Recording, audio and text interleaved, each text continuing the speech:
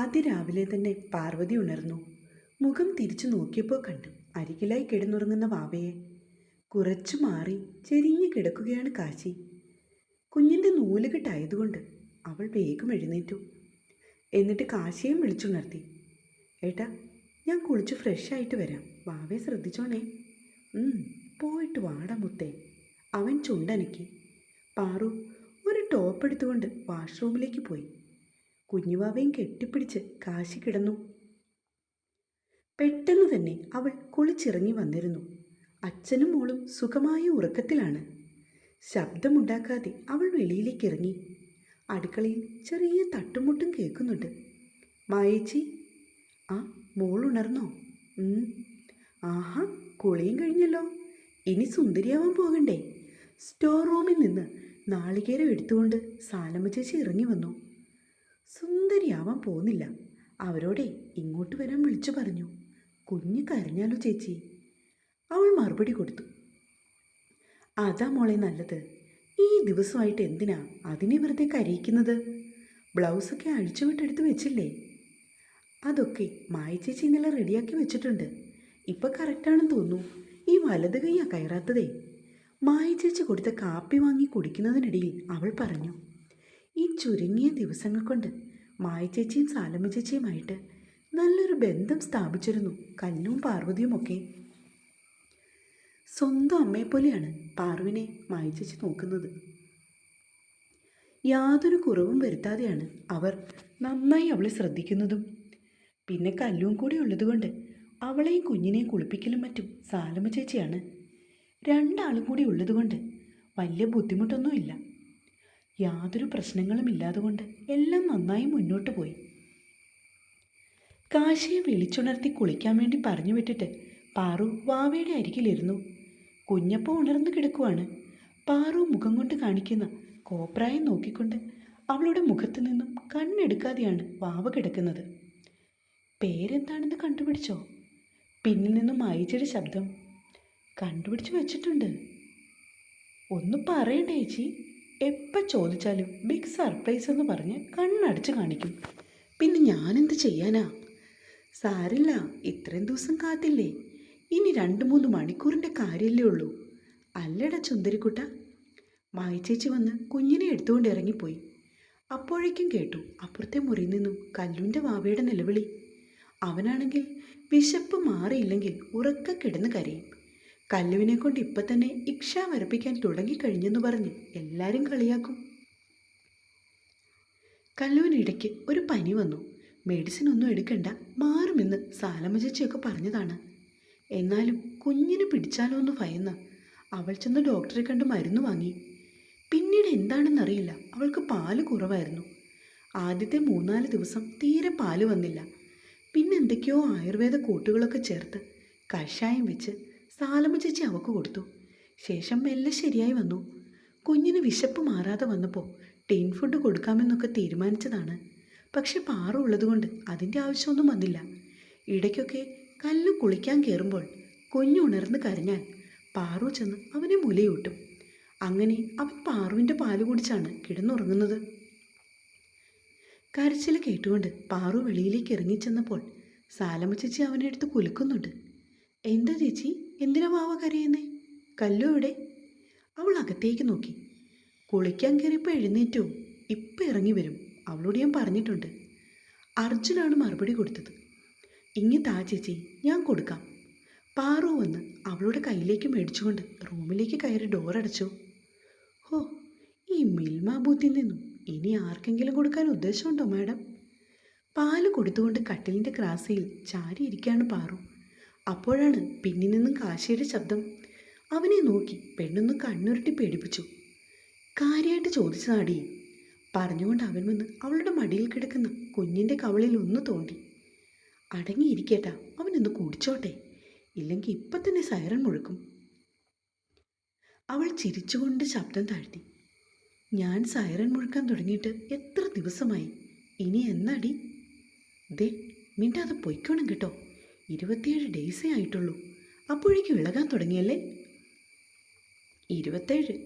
അതിപ്പോൾ അല്ലേ? മൊത്തത്തിൽ 1 ഇയർ കഴിഞ്ഞു. എൻ്റെ പൊന്ന് കാശിയേട്ടാ, വേണ്ടാത്ത വർത്താനം പറയാതെ മാറിപ്പോയി. മനുഷ്യൻ്റെ മൂഡ് കളയാനായിട്ട്. എനിക്ക് നല്ല മൂടാണ്, അതുകൊണ്ടല്ലേ പൊന്നെ. പറഞ്ഞുകൊണ്ട് അവൻ പാറുവിൻ്റെ കവളിൽ ഒരു കടി വെച്ചു കൊടുത്തു. ആ, ശരിക്കും എനിക്ക് വേദനിച്ചു കേട്ടോ. അവൾ ഇടം കൈയാൽ കവള് തിരുമ്മിക്കൊണ്ട് അവനെ നോക്കി നെറ്റി ചൊളിച്ചു. അപ്പോഴേക്കും വാതിൽക്കൽ കല്ലുവിൻ്റെ ശബ്ദം കേട്ടു.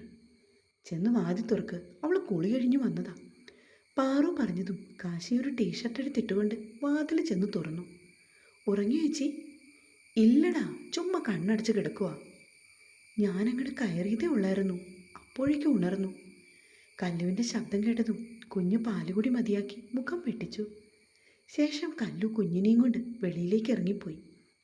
കാശി ചെന്ന് ഡോറ് ലോക്ക് ചെയ്തു. എന്നിട്ട് പാറുവിൻ്റെ അടുത്തേക്ക് പാഞ്ഞു വന്നു. എടി പാറൂട്ടാ. അയ്യോ, വേണ്ടാത്ത പണിയൊന്നും കാണിക്കില്ലേ ചേക്ക, പ്ലീസ്. അവൾ കൈകോപ്പി കാണിച്ചുകൊണ്ട് ടോപ്പിൻ്റെ ഫ്രണ്ടിലെ സിബ് വലിച്ചു കയറ്റിയിട്ടു. അപ്പോഴേക്കും കാശി വന്ന് അവളുടെ കയ്യിൽ പിടുത്തു വിട്ടിരുന്നു. ദേ മനുഷ്യ, മാറി പോകുന്നുണ്ടോ മര്യാദയ്ക്ക്? അവനെ നോക്കി കണ്ണുരുട്ടി കാണിച്ചതും കാശി അവളുടെ സിബ് തുറന്ന ശേഷം നിറഞ്ഞു തുളുമ്പി നിൽക്കുന്ന ആ പാൽമണം വിളിച്ചോതുന്ന മൃദുലതയിൽ ഒന്ന് മുഖം പൂഴ്ത്തിയിരുന്നു. കാശിയേട്ടാ പ്ലീസ്, എനിക്ക് ബാക്ക് പെയിൻ എടുക്കുന്നുണ്ട് കേട്ടോ, മാറിക്കേ. കുതിരിക്കൊണ്ട് അവൾ ഒന്ന് ഞെളിഞ്ഞുകുത്തി അവൻ്റെ മുടിയിൽ ചെറുതായി പിടിച്ചൊന്ന് വലിച്ചു. കുടിക്കാനൊന്നും അല്ലല്ലോടി, ജസ്റ്റ് ഒന്ന് ടച്ച് ചെയ്തതല്ലേ ഉള്ളൂ. അതിന് ഇത്രമാത്രം ബഹളം കൂട്ടേണ്ട കാര്യമുണ്ടോ നിനക്ക്? അവളെ ഒന്ന് കടിപ്പിച്ച് നോക്കിക്കൊണ്ട് ഗൗരവത്തിൽ അവൻ പറഞ്ഞു. ശേഷം എഴുന്നേറ്റ് പോകാൻ തുടങ്ങിയവൻ്റെ കവളിൽ ഒന്ന് അമർത്തി കടിച്ചുകൊണ്ട് പാറു ആ മുഖം കൈക്കുമ്പിളിലെടുത്തു. റെഡിയാവട്ടെ, നമുക്ക് നേരം പോകുന്നു. ഇതിനൊക്കെ ഇനി ഇഷ്ടംപോലെ ടൈമുണ്ടല്ലോ. അവൾ പറഞ്ഞുകൊണ്ട് കാശിയെ നോക്കി കണ്ണിറക്കി കാണിച്ചു. അപ്പോഴേക്കും കേട്ടു കുഞ്ഞാപ്പൂവിൻ്റെ കരച്ചിൽ. അയ്യോ, കുഞ്ഞ് കരയുന്നുണ്ടല്ലോടാ. കാശി ഓടിച്ചെന്ന് വാതിൽ തുറന്നു.